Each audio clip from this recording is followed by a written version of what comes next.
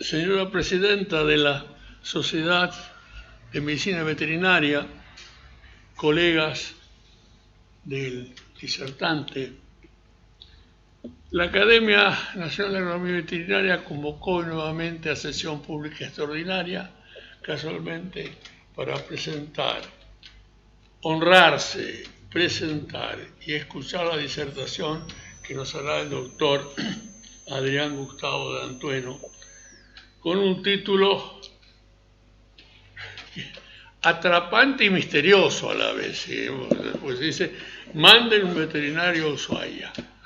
El doctor Antueno es egresado de la Universidad de La Plata, tiene más de 40 años de profesión, ejercido la mayoría casualmente en el sur de la República, y bueno, pero la presentación me corresponde a mí hacer la presentación del doctor Antueno, sino que la hará el académico Recalde, quien además de conocerlo desde el punto de vista profesional, lo conoce desde el punto de vista humano, ya que ha sido compañero de la carrera de veterinaria.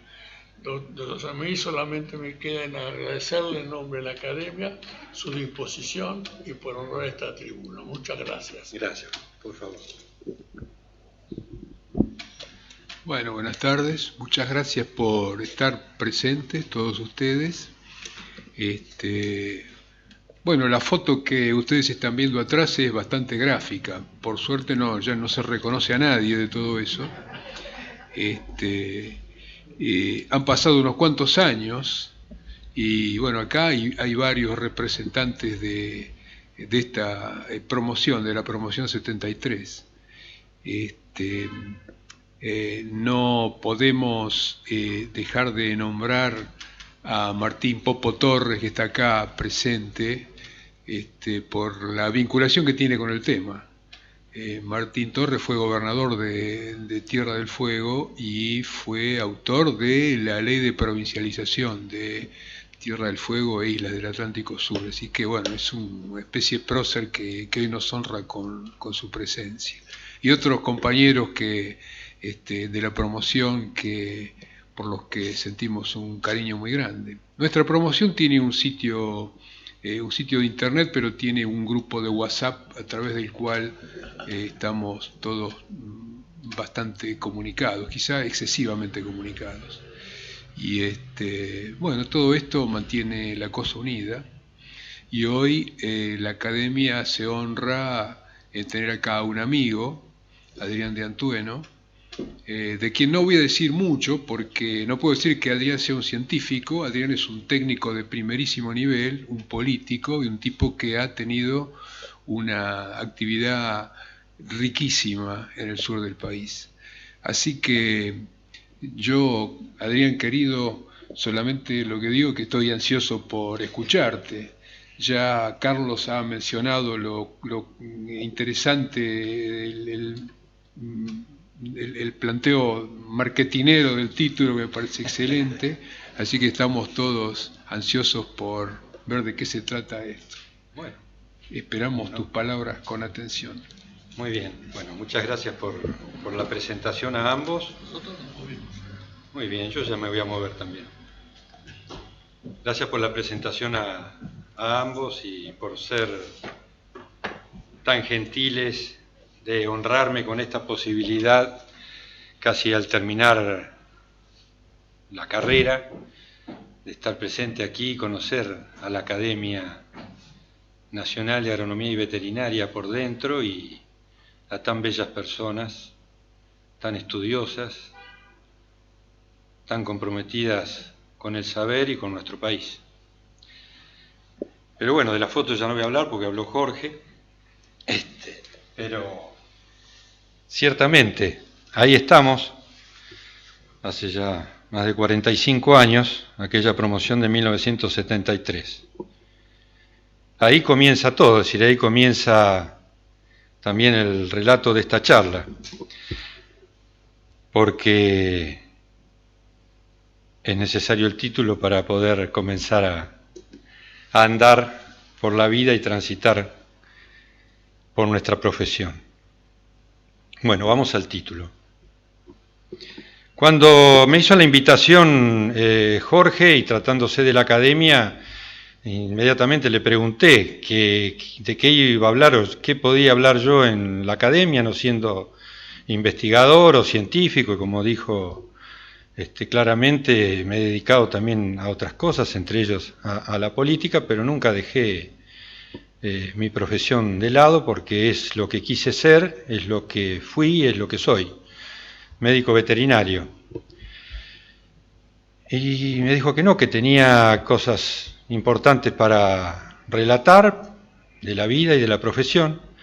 Así que bueno, médico veterinario en Ushuaia. Lo cierto es que el título es real, es decir, obedece a un reclamo y a una solicitud efectuada por quien era el gobernador del entonces Territorio Nacional de Tierra del Fuego, Antártida, Isla del Atlántico Sur, Ernesto Manuel Campos.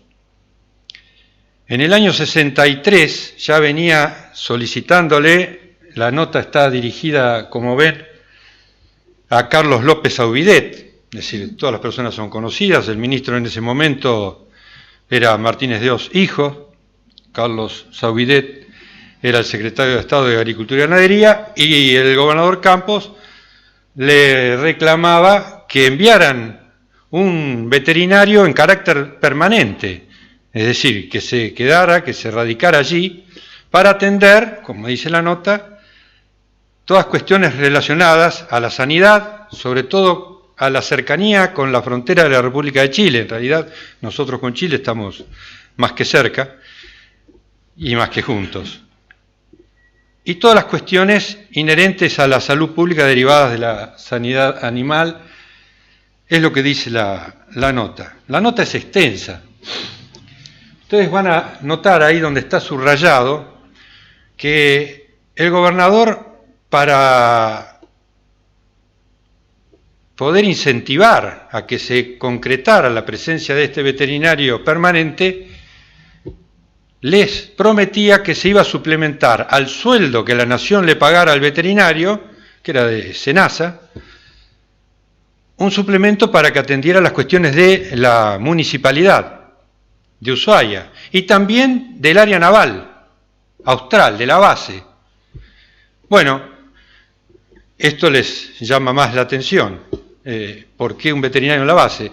La base naval tenía un campo con vacuno Hereford, un lote bastante grande, bastante importante, tenía un tambo y tenía un criadero de pollos y de gallinas ponedoras, porque tenía que abastecer a todo su personal y también a la ciudad de Ushuaia. Así que bueno, se requería la presencia de un veterinario.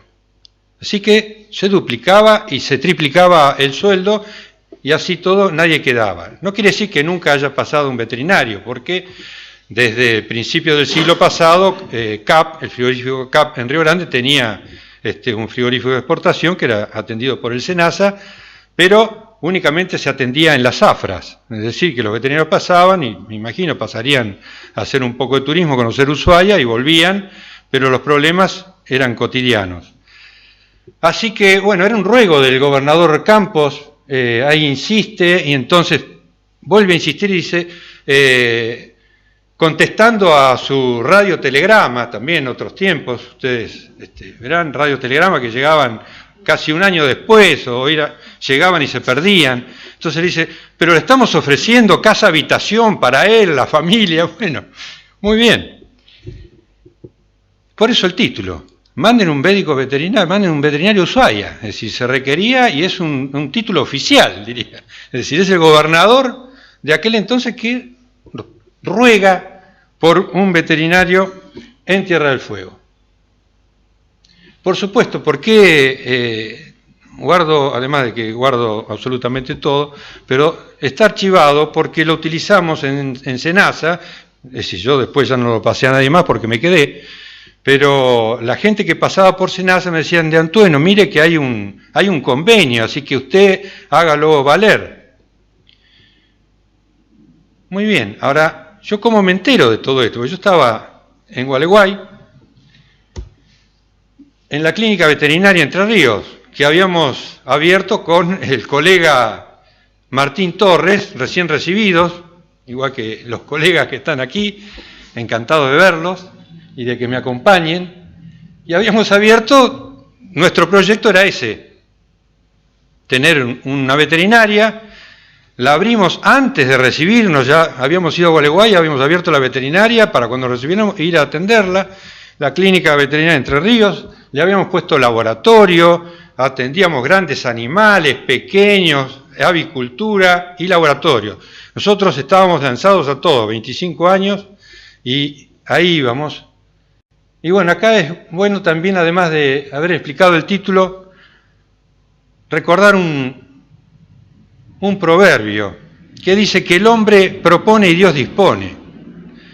Esto es lo que nosotros nos habíamos propuesto, es decir, nuestro proyecto.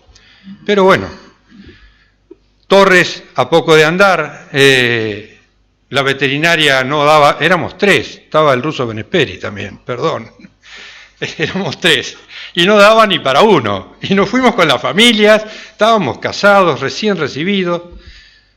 Son datos peculiares que no vienen al caso, pero ilustran esto. Estábamos casados ya desde mitad de la carrera, así que hicimos la otra mitad de la carrera ya casados, trabajando y estudiando. Así que estábamos impelidos a trabajar y a que nos fuera bien, porque ya las familias no nos bancaban. Nos fuimos todas las familias y Torres en un momento se fue a otro lado. Lo llama a su padre de Río Grande, de Tierra del Fuego, o le da la posibilidad porque el padre estaba allí, y se va Martín a trabajar. Así que vamos a interactuar en esta charla. Lógicamente, él ve otro panorama muy distinto al de mi pueblo natal, en Gualeguay. Éramos 36 veterinarios en ese momento en el pueblo. Nosotros éramos los últimos llegados al pueblo.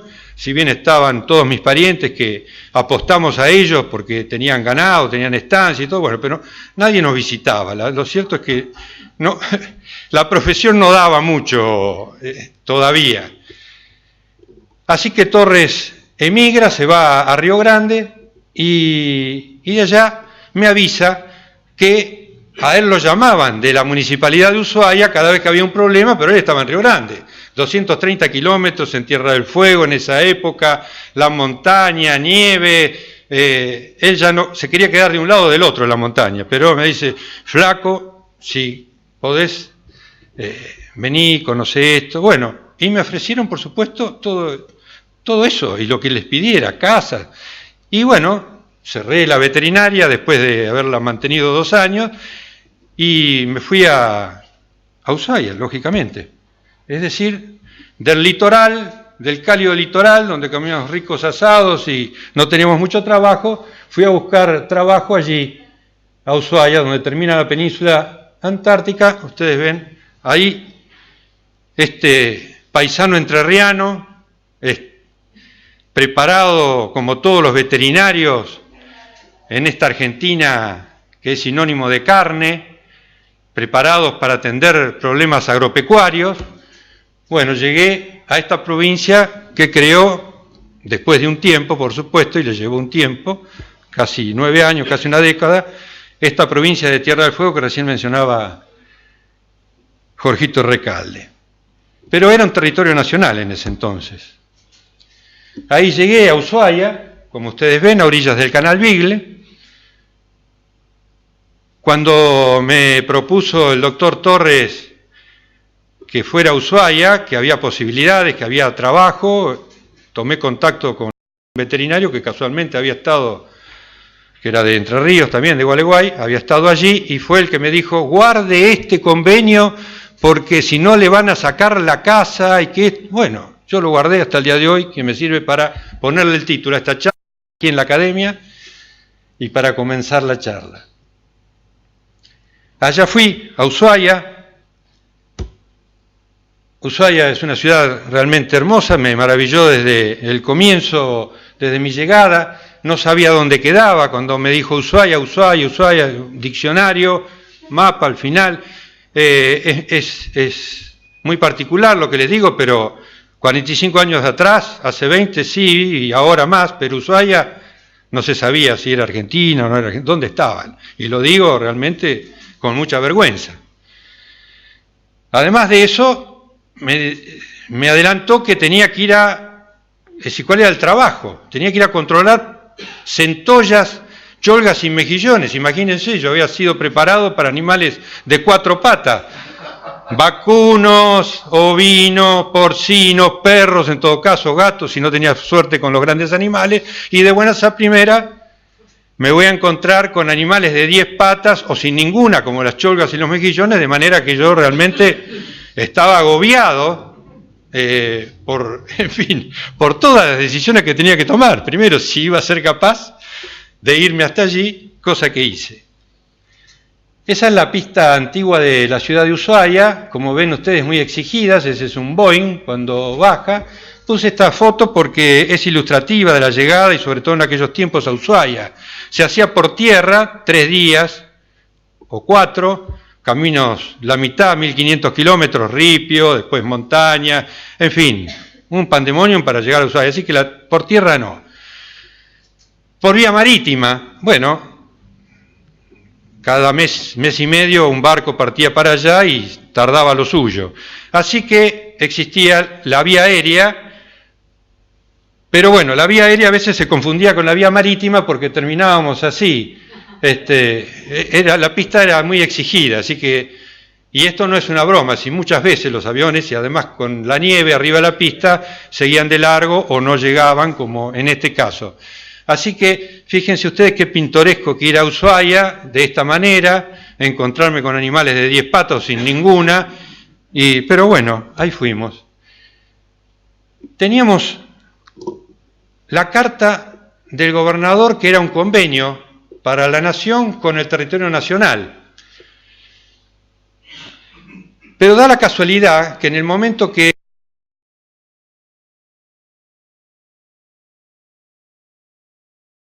designado director general de SENASA, el doctor Federico González Grey, que era de mi pueblo también. Y entonces, Federico, estábamos formando el Círculo Médico Veterinario en Gualeguay, queríamos formarlo, y ahí lo conocí, éramos medios parientes, nos reunimos, y le digo, te hago un pedido, ya te felicito que te han nombrado, pero te hago un pedido encarecido. Sí, ¿qué necesitas, Adrián? Quiero que me mandes a Ushuaia. No, me dice, tu familia me mata. A Ushuaia, ¿y eso dónde es? Bueno, y ahí empezó. Cuando le expliqué todo esto que ya les acabo de relatar, me dice, vamos a hacer una cosa, si a vos te lleva la municipalidad de Ushuaia, te va a pagar el pasaje, te tienen que dar la casa y todo, vos vas allá, te haces cargo y cuando termine, me avisás y yo te pongo en funciones. Y este es el telegrama en que él me pone en funciones. Dice, hágase cargo de sus funciones, porque yo ya estaba designado por la municipalidad, tenía la casa, y ahora formalmente enviado por SENASA. Y ahí llegué y me encontré con una nueva vida. Entonces fíjense ustedes, los proyectos de uno y a dónde lo llevaba el destino. Es decir, el destino me tenía atrapado. Y ahí fuimos, bueno, ya conocen, en ese entonces también me fijé en el diccionario, dícese de un crustáceo decápodo parecido a los cangrejos. Eso era todo lo que yo aprendí, que no en la facultad jamás había visto ni escuchado hablar de una centolla, como todos, además, bromatología y esas cosas, nosotros muy por arriba la rendíamos, eran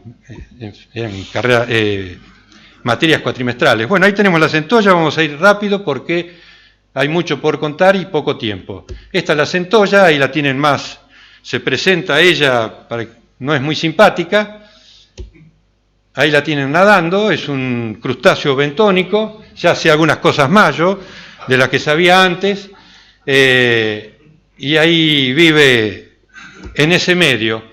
La pescan con unas trampas, unas nazas, que es una trampa troncocónica, la base es la que se ve abajo, la de arriba es un embudo, las trampas van 100 metros, cada 10 hay una trampa en el fondo, se calan en el fondo y ahí entran y luego no pueden salir. Se retira la trampa y así van al vivero, van a la planta. Y aquí ya estoy hablando de mi tarea por SENASA, la que desconocía. Y empecé a conocer todas estas cosas. Bueno, estos animalitos, lo que tiene que hacer el veterinario, primero, no se pueden procesar hembras ni machos menores de 12 centímetros. Por eso, lo primero que tiene que hacer el veterinario era medir en el vivero, piletones inmensos, porque tiene que estar vivo al momento del sacrificio del crustáceo, y ahí comienza la faena. Y luego, como en un frigorífico, digamos, por analogía, podemos definir la inspección veterinaria similar, lo único que los animales tienen 10 patas, no tienen 4, no están colgados, sino que van por una cinta transportadora, pero temperatura, en fin, todas las cosas que hay que controlar. Ahí aprendí, por supuesto, estuve 1 o 2 meses sin hablar con nadie, yo miraba, y había que diferenciar los machos y las hembras, imagínense. Bueno, y yo miraba, ¿cuál será uno? Hasta que aprendí. Bueno, ahí tienen, esos son machos, como se ven, hay una diferencia con la hembra, que es más redondeado el abdomen, porque lleva debajo del abdomen los huevos, todas las huevas, y por supuesto, por eso no se la puede sacrificar. Esto es una planta de centolla. Una vez que se hierve, se les separan las patas, se hierve la centolla, y luego hay que sacar, porque lo que se come es la carne que está en el interior. Entonces hay que separar la carne de toda esa cáscara que es con espinas, es quitinosa, en fin, es calcáreo, es muy difícil. Y se llega a obtener las patas, y en ese entonces, que había 3 empresas centolleras, todo se exportaba al mundo, realmente era un lujo de la Argentina. El único lugar que se capturaba la centolla era en Ushuaia. Había 3 plantas centolleras, 2 que hacían congelado de las patas y una que hacía conserva de centollas, conserva de cholga y conserva de mejillones en aceite natural, en fin, ustedes. Esas son las partes comestibles, es decir, los meros, es decir, la parte más rica. Sí, si les da hambre, luego los invito, pero las pinzas tiene 2 quelas y 4 patas cada uno, así que, bueno, eso es lo que es comestible en una centolla. El resto, todo es desperdicio. Y aquí estamos por preparar una conserva. La parte blanca, que es la parte del isquion, del hombro, luego viene el mero, el carpo, el própado y la uña, que es lo que se denomina la pata. Esta es la primera parte, que va, ahí arriba ven los pedazos de pata, ahí se arma la lata de centolla, la conserva con las patas, y este es el resultado. Este producto andaba por París, por los Países Bajos, en Estados Unidos, era un souvenir que la gente se llevaba de Ushuaia, realmente algo sorprendente. La calidad, sobre todo, del packaging, en fin, fíjense ustedes lo que es, esas son las cholgas, y esas son todas las conservas, las distintas calidades de productos que tenía esta fábrica. Bueno, ya aprendí la centolla, ustedes también. Eso fue lo primero que tuve que hacer en Ushuaia como inspector veterinario nacional enviado por SENASA. Pasó un tiempo, estoy hablando principios del año 77 y ya en el 78, entonces comenzaron a venir los buques factorías. ¿Por dónde entraron? ¿Dónde decidió que entrara nuestra nación? Por el puerto de Ushuaia. Entonces me dijeron, bueno, de Antueno tiene que atender los buques factoría. ¿Qué es un buque factoría?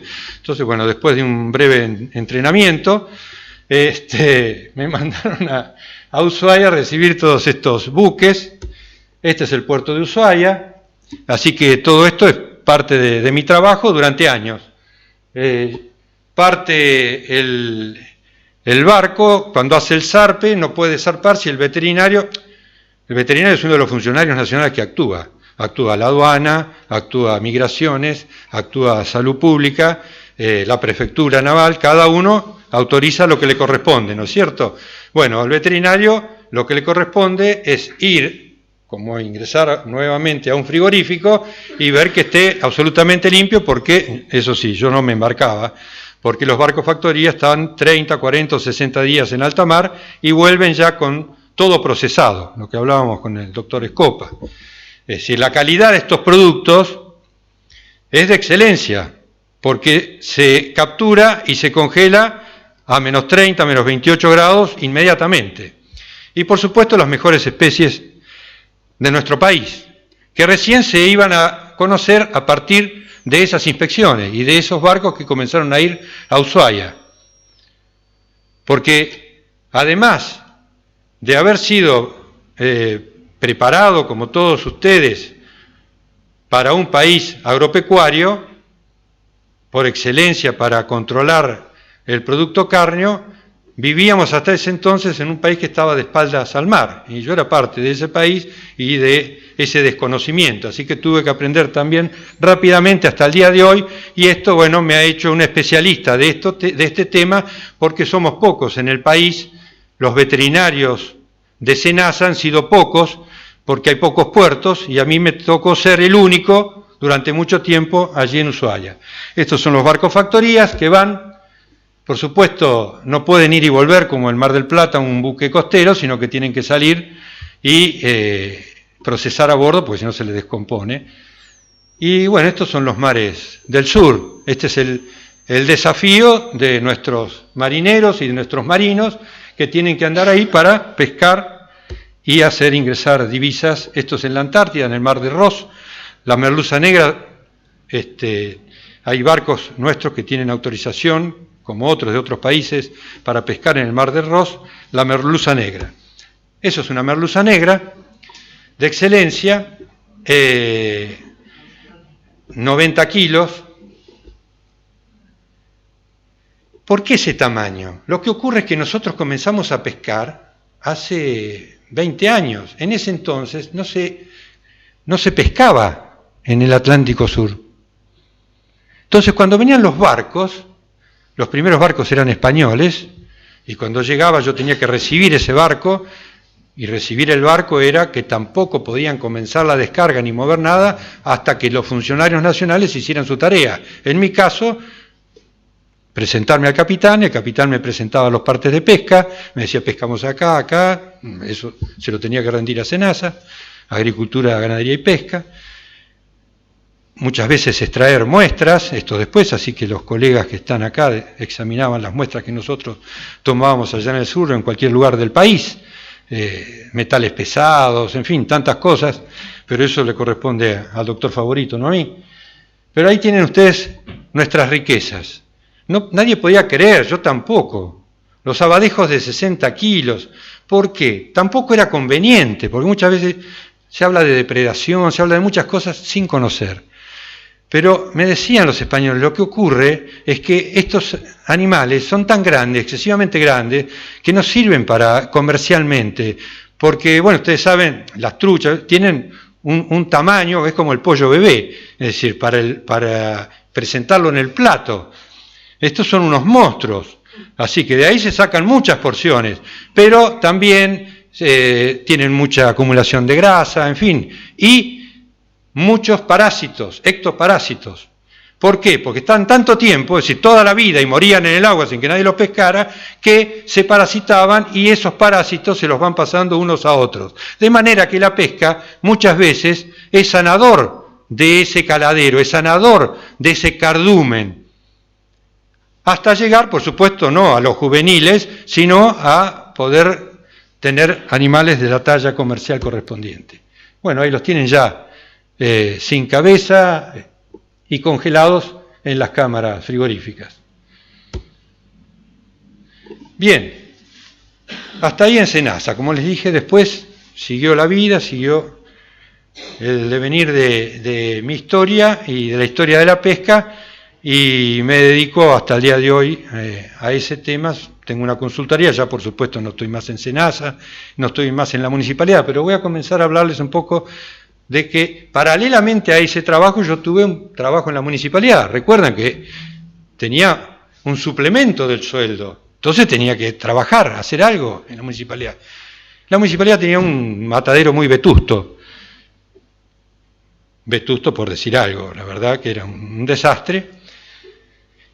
Luego, no había ninguna ordenanza, es decir, Ushuaia no tenía absolutamente nada, no había control de alimentos, no había, los animales estaban sueltos en la calle, ni hablar los perros, después vamos a hablar de los perros. Pero bueno, hubo que hacer todo, y ahí comencé a legislar, es decir, bueno, ¿qué es una ordenanza? ¿Cómo? Y había que preparar las ordenanzas. Recuerden que estamos en el año 77, así que gobierno de facto. Igual, allá en Tierra del Fuego no se elegía nada tampoco, así que siempre estaba la Marina presente, omnipresente por siempre. Pero bueno, yo preparaba ordenanzas, se las llevaba al intendente y el intendente las promulgaba, las sanciones las promulgaba. Y así fui teniendo también una posibilidad legal de actuar en los comercios, porque cuando me presentaban nadie me podía creer que yo les iba a inspeccionar. Y por suerte, ya en el año 68... se había dictado el reglamento de inspección de productos, subproductos y derivados de origen animal, el decreto 4238, que es la Biblia de todo inspector veterinario, que dice todo lo que tiene que hacer un veterinario en un establecimiento habilitado por SENASA.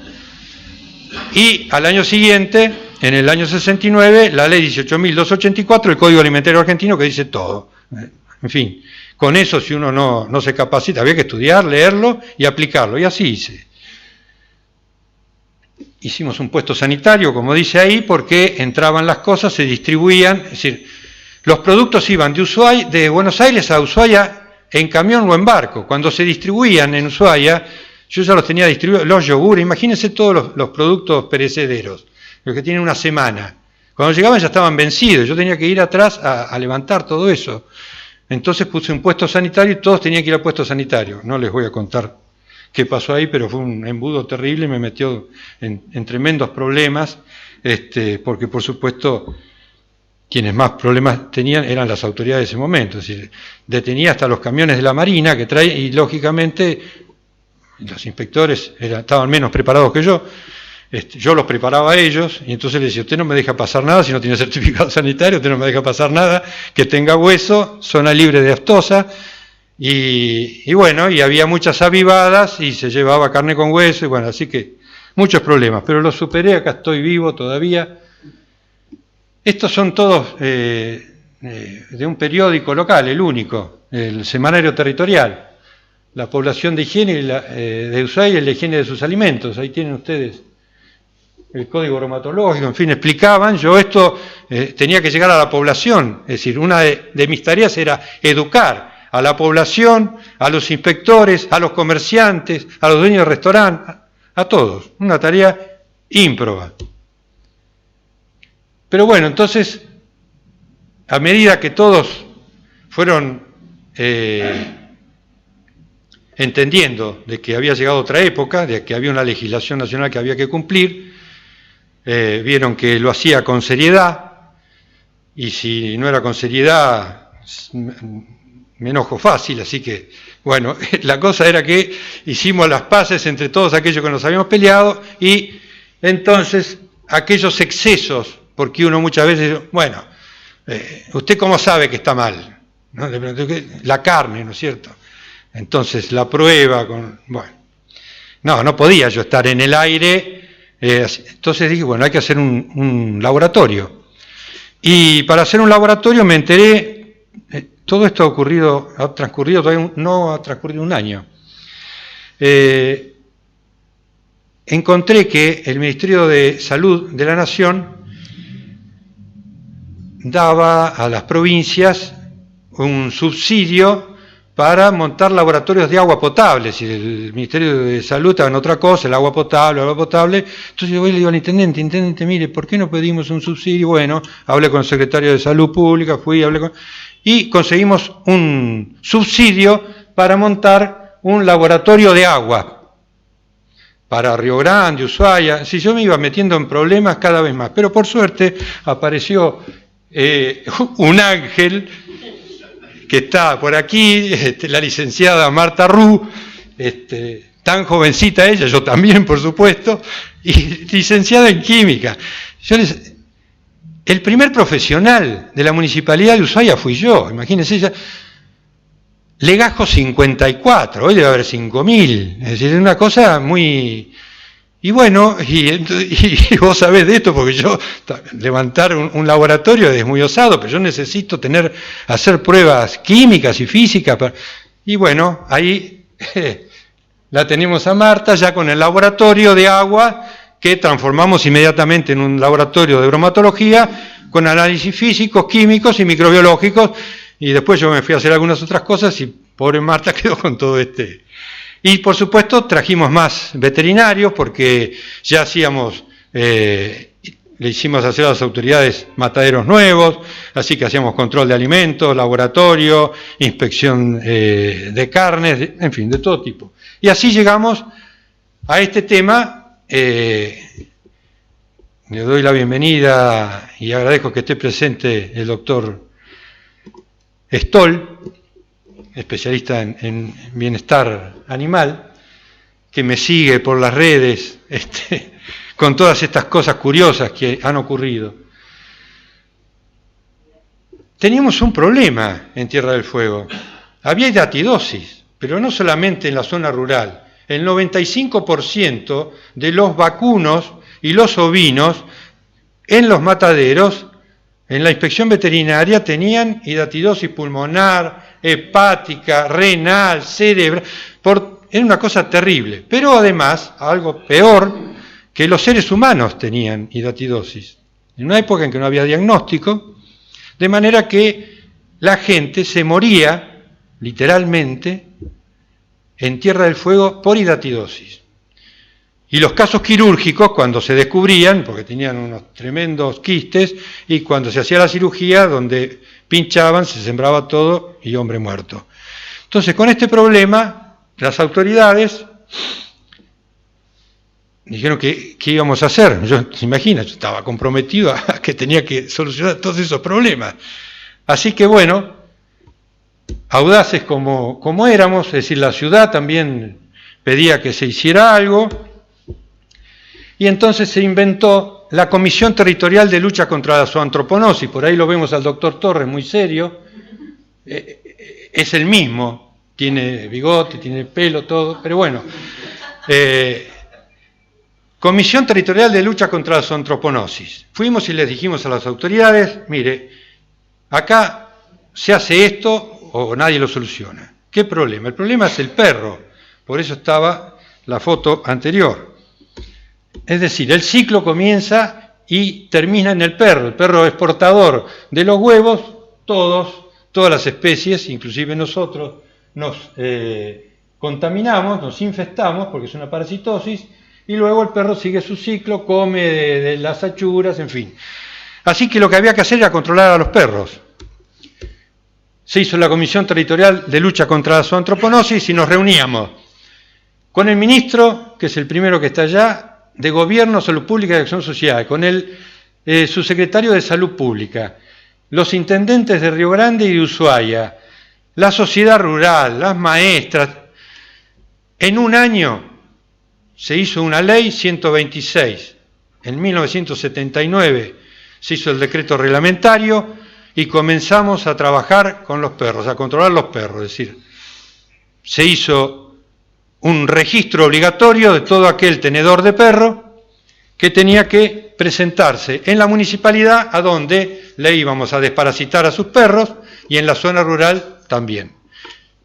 Y estaba, por supuesto, que era, digamos, el eje de toda esta lucha sanitaria, el doctor Adrián Bich, que era el representante de Celsa en Río Grande y que hacía todo el trabajo rural sobre los perros y sobre los ovinos. Inventamos esto, que hasta el día de hoy no ha sido superado. Tomado de la tarjeta verde de los autos, el registro automotor, un número para cada dueño de perro que se tenía que ir a registrar con todos sus datos, las señas del perro, toda una ficha sanitaria. Le poníamos un collar que no se podía abrir, era un precinto. Luego se inventaron otras cosas, pues nos trajo problemas. Y se corta, como ven, allá debajo hay un papel carbónico. El tenedor de perro, es decir, lo que hoy se llama tenencia responsable, el dueño del perro, se llevaba esa ficha, la guardaba y nosotros teníamos todos los datos, domicilio del perro, y donde encontrábamos un perro suelto, lo capturábamos, por supuesto, capturábamos y capturamos miles, y por supuesto algunos los iban a buscar y otros no. Bueno, en 3 años, en los mataderos, que también les hicimos construir los mataderos porque teníamos que controlar estadísticamente cómo iba a ser el resultado de este programa, cuál iba a ser. Entonces, bueno, a los 4 años nosotros teníamos un 4% de morbilidad en bovinos y ovinos en los mataderos, habíamos disminuido de un 95% y se erradicó la hidatidosis en los humanos. Lo dejo, pasamos. Año 1978. Llevo unos meses en Ushuaia recién, aprendiendo aquello. Semejante desafío. Conflicto con Chile en el 78. Bueno, lo vivimos intensamente mientras aquí disfrutaban, no les voy a echar en cara a ustedes esto, pero del Mundial de Fútbol. Nosotros estábamos en pie de guerra, oscurecimientos, se evacuaron las familias, fueron todas las tropas a Tierra del Fuego, específicamente a Ushuaia, en el Canal Vil, la zona de influencia. Bueno, este era nuestro panorama. Habíamos pasado a esta realidad. Tanques, está presente quien fue el primer ministro de Educación de la provincia, Omar Fernández Arroyo. Agradezco la presencia, tiene mucho que ver él con todo esto también, y haber vivido esto. Y así vivían ustedes en las tapas de noticias y nosotros directamente allá. Esta era la realidad, y entonces ustedes dirán, bueno, ¿y qué tiene que ver con esto un veterinario? Eso, yo me preguntaba lo mismo. Yo me quería ir, por supuesto, pero no, me llamaron de la gobernación, me llama el gobernador y me dice, mire, doctor, el intendente me dijo que usted es competente en esto porque es el que cuida los alimentos acá de toda la población, pero quieren hablar con usted desde la base. Bueno, voy a la base. Y allá en la base me dijeron, mire, Antonio, tenemos un tema. Todos sabíamos cuál era el tema, ya estábamos, faltaban 3, 4 días, una semana, no sabía cuándo comenzaba la guerra, todo estaba decidido. Y entonces me dice, tenemos que cuidar los alimentos que tenemos en Ushuaia, porque como estamos en una isla y en Ushuaia, del otro lado de la cordillera, si entramos en guerra, nos quedamos sin alimentos y toda la población, que estaba, es decir, muchos habían sido evacuados, las mujeres y los chicos, pero todos los demás vivíamos ahí, además teníamos miles de soldados, de tropas, ahí instalados en las escuelas, en las calles, en todos lados. Bueno, tengo que cuidar los alimentos, sí, bueno, muy bien. Entonces me dieron una serie de instrucciones, me dijeron, pero bueno, eso no es todo. Me dice, llegado el momento, el día de la guerra, si comienza la guerra, usted va a tener que racionar todos esos alimentos.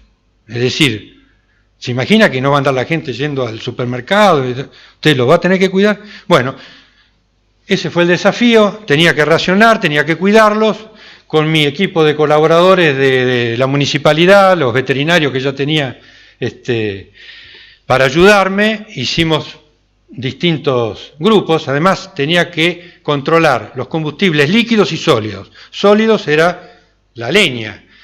Si nos quedamos sin otro combustible, había que cortar leña para calefaccionar las casas y para cocinar. Así que hice un plan largo, extenso, no nos va a dar el tiempo, pero inventé un racionamiento. Un día, caminando por la calle, me encuentro con un profesional, un inspector de obra, Armando El Tano Sandali, era italiano él, y se me prendió, es decir, yo no tenía idea de qué hacer con esto del racionamiento. Entonces, Tano, subí al auto, mira, tengo esto. Él era un sobreviviente, es decir, había vivido la Segunda Guerra Mundial, por lo tanto, le digo, ¿ustedes racionaban en la guerra? ¿Cómo es? Ah, sí, doctor, sí, me dice, sí. ¿Y cómo era el racionamiento? Y nosotros comíamos rata, me dice. Bueno, pero, no, racionábamos el pan, el chocolate y los cigarrillos. Nos daban vales y nosotros íbamos y cambiábamos. Nos daban un vale y el que comía chocolate, el que fumaba, pero no era. Entonces después intercambiábamos, el que fumaba con el que quería chocolate. Me dice, pero eso es todo. Pero eso me prendió la imaginación y hice unas tarjetas de racionamiento. Todo esto está escrito, absolutamente detallado. Hice el inventario de todos los alimentos que había en la ciudad de Ushuaia, los trasladé a distintos lugares por si había bombardeos, para no perderlos. Y inventé el racionamiento y se lo planteé a las autoridades. Y bueno, me dijeron que era excelente. En ese momento el almirante Juan Carlos Malugani pasó y me dice, publíquelo. Bueno, acá está. Desde el año 78, el asunto es que, ¿cómo íbamos a distribuir todos esos alimentos en una guerra? Entonces, vales, inventé, desde la primera semana a la segunda, de acuerdo al alimento, la persona, cada uno tenía su tarjeta de racionamiento intransferible, con su documento. Estábamos en guerra, así que muchos no iban a jorobar, así que... Y ahí fue que avanzamos con esto, ahí me pasé, pero todos los alimentos, porque como teníamos todos los alimentos en la ciudad, hice con todos los alimentos. Y si se perdían todos los alimentos, tenía una cuadrilla de operarios del matadero que habían llevado vacunos a distintos lugares, por cualquier cosa los íbamos a capturar y íbamos a comer carne, hasta las últimas consecuencias. Toda esta situación, como ustedes verán, con mi vecino no nos deprimió, así que de vez en cuando íbamos a tomar algún antidepresivo al Monte Susana, enfrente está Chile, imagínense, esto es en plena guerra, esto es en el año 78, pero bueno, es poco edificante, pero yo creo que a todos les ha dado por ese antidepresivo. La guerra no fue. Vino el Papa, mediación, tratado de paz y amistad con Chile. Nosotros, por supuesto, perdimos todo, todas las islas, hasta el Cabo de Hornos, pero bueno, no fue. En 1981, en este buque, Isla de los Estados, que es un buque que hizo prepararse, compró un buque en España, y se preparó este buque porque había un acuerdo entre las autoridades de facto en aquel momento y las autoridades de las Islas Malvinas para hacer negocio. Muchas veces se intentaron estas cosas, ¿no? De ser buenos, y después vinieron los ositos Winnie Pooh, muchas cosas. Pero en ese momento se hicieron muchas cosas en las Islas Malvinas, la pista, en fin, se llevaba combustible, se le daba posibilidades que vinieran a la Argentina, a los chicos a estudiar, y había un convenio para traer ovinos y bovinos de las Islas Malvinas a Tierra del Fuego y también a Puerto Deseado, y se llevaba desde Ushuaia madera a las Islas Malvinas. El encargado de quien hizo este negocio fue quien tenía un aserradero, don Luciano Preto, y este es el barco que se utilizó y que se preparó, el barco, ahí está frente a Ushuaia en el canal Bigle, con contenedores. Y ya utilizábamos, esto está escrito en el año 81, el concepto de bienestar animal. Los contenedores están todos pintados con resina epoxi, tienen bebederos y comederos de acero inoxidable, tienen una puerta adelante y otra atrás, y de las Islas Malvinas se traían ahí ya los vacunos. Como ven, se puede cargar por delante o por detrás, se sube a los camiones y se descargaban en los campos. Estos ya están en el matadero para faena, así que este es un trabajo escrito de inspección de ovinos de las Islas Malvinas en el año 1981. El 2 de abril de 1981, fíjense lo que es el destino, lo que son las cosas, se hizo la descarga de estos animales en la ciudad de Ushuaia. No sin contratiempos, porque las autoridades del momento dijeron que no podían ingresar porque venían de otro país, entonces por supuesto nos volvimos locos. ¿Cómo vienen de otro país? Vienen de las Islas Malvinas, y ahí empezó una serie de problemas con la aduana. El doctor Adrián Beach, veterinario de Celsa, es decir, el inspector, la autoridad nacional en ese entonces, hizo un certificado de tránsito para que entrara, y así tuvimos una inspección de animales de las Islas Malvinas en nuestro matadero en Ushuaia. Y estos son los vacunos. no son muy buenos, cuarterones ellos. Eso es la inspección veterinaria. No les voy a dar los datos estadísticos, por supuesto, hidatidosis también, el 60% de los animales faenados con hidatidosis. Y bueno, eso ya sabíamos nosotros mucho, y después cisticercosis, pseudotuberculosis. ¿Por qué está esto acá? Terminamos ya con la inspección de los animales de Malvinas, y si hacemos un análisis, esto es del año pasado, de anteaño, de todo lo hecho desde aquel entonces hasta ahora, podemos ver que nuevamente, después de haber erradicado la hidatidosis en Tierra del Fuego, y después de haber tenido ese plan de control canino que erradicó la hidatidosis humana en Tierra del Fuego, las gestiones siguientes, como ya se había erradicado la hidatidosis, como ya no existía esa enfermedad en los animales, decidieron de que, por supuesto, a instancias de los proteccionistas, de la exageración del proteccionismo, y bueno, como hasta el día de hoy todos se han hecho proteccionistas, y desde aquel entonces hasta ahora los animales pueden vivir libres en las calles, entre nosotros, todos los queremos, que decir nosotros como veterinarios, pero volvimos a esta realidad. Es decir, hoy vuelven a hablar de tenencia responsable y nosotros ya hemos, como el ciclo de hidatidosis, ya hemos hecho todo el ciclo en Tierra del Fuego. Una ley única en el país, hoy están tratando de hacer algo en distintas municipalidades, porque este problema se ha extendido a todo el país. Esta es una realidad, este es un reportaje bastante reciente nuestro, y esta es la realidad en las calles de Ushuaia como en tantos otros lugares. Los perros viven sueltos, tienen todos los derechos animales, y nosotros no tenemos ni los derechos humanos, pero es un gran tema a debatir, es un gran tema donde la profesión tiene que ir a fondo, porque estamos yendo en el camino contrario, es decir, aquellos que desconocen, yo he admitido que no soy científico, pero bueno, soy profesional, soy veterinario, pero la corriente va para otro lado, es decir, el proteccionismo, el animalismo nos está llevando a una debacle sanitaria y de salud pública también, por todo lo que significan los animales sueltos en las calles. Esto es en Ushuaia, el año pasado, y esto es en la zona rural. Como los animales andan sueltos, se los expulsa, digamos, se los corre porque no quieren que se los capture. No digo ya eutanasia, porque también Tierra del Fuego es la primera provincia no eutanásica. De ahí lo que ha derivado todo esto. Es decir, no se pueden sacrificar los animales.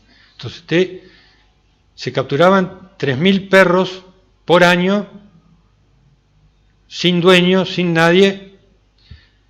Durante 10 años se dejaron de capturar, tenemos 30.000, 40.000 perros sueltos que se fueron a la zona rural, y en la zona rural han vuelto a lo que se ha denominado salvaje, asilvestrados. Son perros asilvestrados que hacen esto, se entretienen y matan todos los ovinos.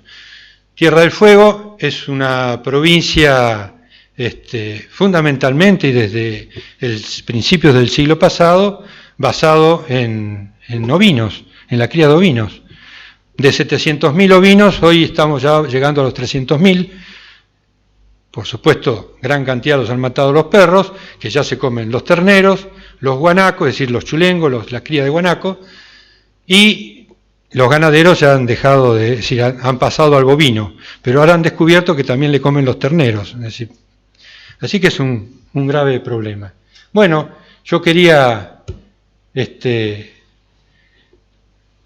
retrotraerme para que vieran cómo nos ocurre generalmente en todo el país, que damos pasos hacia adelante y luego volvemos hacia atrás, volvemos al comienzo, repetimos los mismos errores. El doctor definió muy bien a los argentinos hace un momento, pero quería que tuvieran presente eso, que realmente, había dicho también que las islas del Atlántico Sur las perdimos la guerra de Malvinas, y así seguimos. Lo único que realmente quiero, para terminar y dar este mensaje, que podría decirles que rescato de todo esto, es que la necesaria unidad de todos nosotros, es posible que realicemos proyectos, pero sobre todo que tengamos un destino común, un destino de unidad, el destino que se merece la Argentina, para no cometer errores y para poder avanzar en todos los aciertos que en todos los órdenes y en la profesión tenemos. Y para levantar el ánimo, quiero cerrar con estas hermosas fotos de Ushuaia. Esta es la Ushuaia de hoy, en su puerto, la ciudad. ¿Por qué le dirán Tierra del Fuego? Esos son sus atardeceres, nuestros muelles, nuestras banderas. Ya nuestros barcos tampoco pueden circular. Tuve 31 barcos en el puerto, barcos factorías en el puerto de Ushuaia, quedan 3 o 4, las restricciones de Inglaterra son inmensas, es decir, nos van corriendo, y además los errores que cometemos, también nosotros creamos reservas marinas que son muy interesantes, pero que además de todo el lugar que ocupa Inglaterra, nosotros nos restringimos para la pesca y para tanto, en fin. Nuestros recursos naturales esperan, pero en realidad se los van a llevar otros si es que no corregimos todo esto. Así que bueno, este es el mensaje que querría decirles desde nuestra profesión, desde la veterinaria, y recordar que también esta querida provincia fue provincializada gracias a un colega nuestro, como bien lo nombró el doctor Arrecalde, el doctor Carlos Martín Torres, compañero y amigo, con el que hemos hecho todas estas cosas grandiosas. Muchas gracias, ha sido un honor, doctor. Muchísimas gracias.